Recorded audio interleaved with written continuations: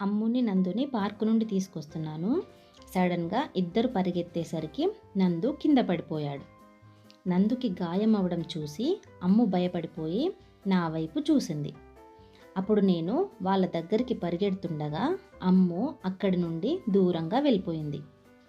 అమ్ము ఏంటి అలా వెళ్ళిపోతుంది అని అనుకొని గాయపడిన నందుని మెల్లిగా ఇంటి వైపు తీసుకొస్తుండగా అమ్ము మళ్ళీ మా వైపు పరిగెత్తుకుంటూ వచ్చింది. అప్పుడు నేను నందుని వదిలి అలా ఎందుకు పరిగెట్టావు అని అమ్ముని కోపడతాను. అప్పుడు అమ్ము తన చేతిలో ఉన్న ఐస్ క్యూబ్స్ని చూపిస్తుంది. అది చూసి నేను ఓ ఐస్ క్యూబ్స్ తీసుకురావడానికి వెళ్ళావా, ఓకే అని చెప్పి ఐస్ క్యూబ్స్ని తీసుకొని గాయమైన చోట రబ్ చేస్తాను. ఇన్ టైంలో ఐస్ క్యూబ్స్ తీసుకురావాలన్న ఆలోచన రావడం చాలా గ్రేట్, థ్యాంక్ యూ అమ్ము అని అమ్ముని అప్రిషియేట్ చేస్తాను.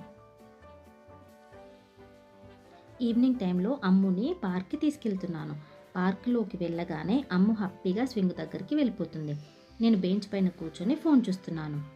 అమ్ము పక్కనే ఉన్న తన ఫ్రెండ్ని ఒక అమ్మాయి దగ్గరుండి ఆడించడం గమనించి మా మమ్మీ కూడా నన్ను దగ్గరుండి ఆడిస్తే బాగుండు అని తనలో తానే ఫీల్ అవుతూ నా వైపు చూస్తుంది.